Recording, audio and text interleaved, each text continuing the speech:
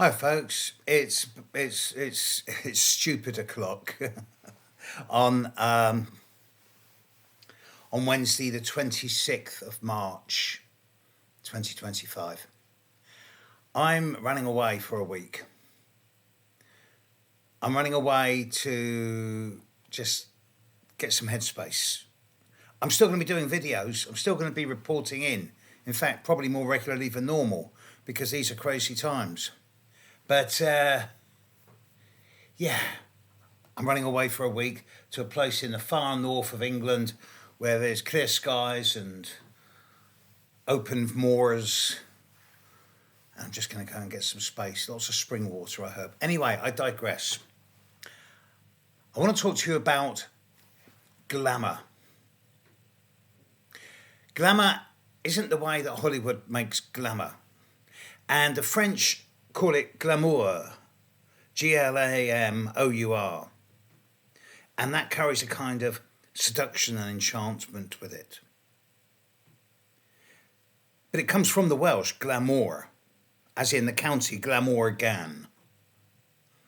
And there you've got to cast a glamour, to cast a spell, to enchant, to seduce, to bewitch even. Now I'm doing this because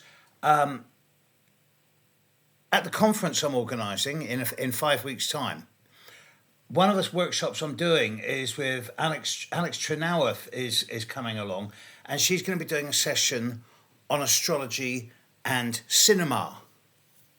And she's going to be looking at the interaction between astrology and cinema, and particularly looking at the astrological connections between the real life figures, the actors and the actresses, as well as the roles they play and the real world. And this gives a really unique perspective on how celestial patterns influence casting choices and on-screen portrayal. But I find it fascinating because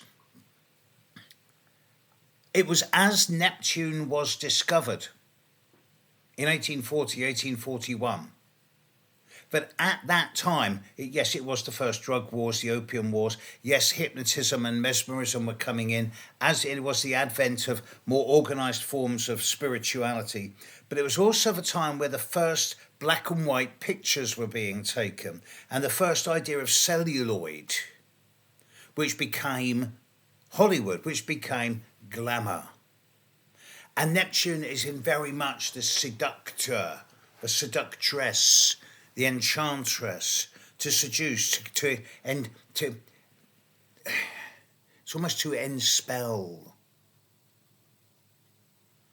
And how many times have we all been to the movies and seen a movie either in the cinema or on a screen, and when it's a particularly good movie, you feel as if you've been absorbed and consumed by it, sucked into it. Now, I'm speaking personally because I have a very strong Neptune in my chart. And it may be that people who don't have a strong Neptune don't have that strong attraction to movies. But I'm on the inside looking out, so I can't be that objective about it. But sometimes movies are just great for escapism. It doesn't matter whether it's a series on Netflix or a movie at the theatre. It doesn't matter whether it's a Jane Austen romance or a Marvel superhero movie. It's the idea of slipping away from the hardships of the immediate day-to-day world, just for an hour or two, and stepping into a make-believe world, a fantasy world,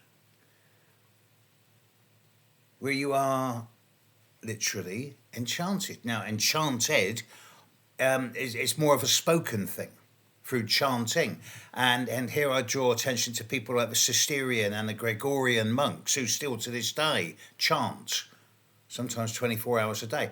And I don't know about the countries that you live in, but in this country, in Britain, there are very old legends of the 24-hour chanting that goes on in certain spaces in a kind of curve across the south of England, Goring-on-Thames, Avebury, Lostwithiel, various places along the curve in southern England where chanting has always been a big thing. And it's like enchanting the land. I'm losing my drift here a little bit, so I'll step back from enchanting the land and stick with glamour. I do believe...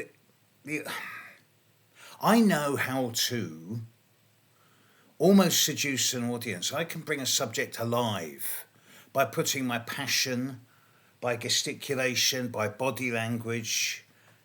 And it's almost like a seduction of the camera. Of course, I'm not responsible for the way people choose to see what I'm doing, but it makes me feel sometimes like I'm a performer. And I've been getting more and more into this with a documentary I'm doing. But it's an act. And that's the nature of Neptune. Sometimes with Neptune I use the words from Shakespeare, all the world's a stage and all the people players. But that makes the person with the strong Neptune the casting director in their own movie.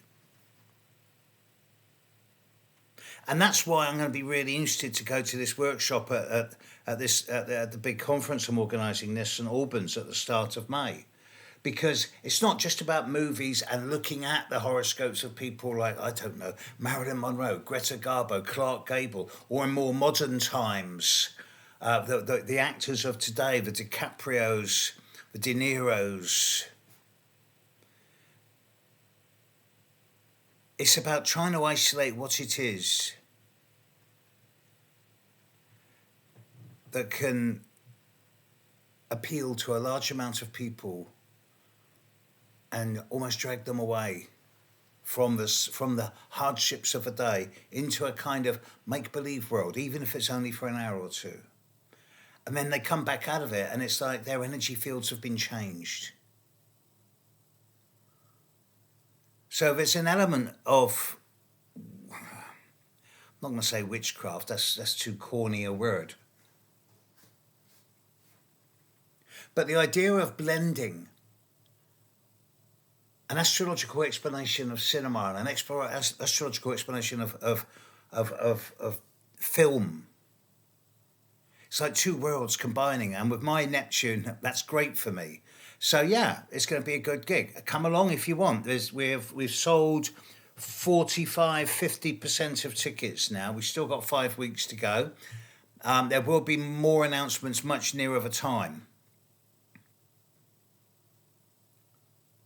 But I can reveal one thing now. Apart from myself, Alex Chenoweth, Rick Levine, Penny Thornton and Nick Campion, I've now confirmed an extra special guest star for one day only, one workshop only, a very good friend of mine who I've worked with for many, many years. I'm delighted to say that at the Shifts Happen conference, there's going to be a special appearance and a good workshop by my friend Amanda Ellis. That in itself is worth coming for. Anyway, you know how to get hold of me. Email me, steve@stevejudd.co. I'll send you all the details you need to know of the conference, where it is, when it is, how much it costs. All the details about the food, and yeah, it's going to be pretty cool. It's going to be the astrological event of 2025. So yeah, astrology and enchantment, Neptune and cinema, the seduction and the difference between fantasy, which stays between the ears, and the imagination, which can be created. Catch you later, world. Bye.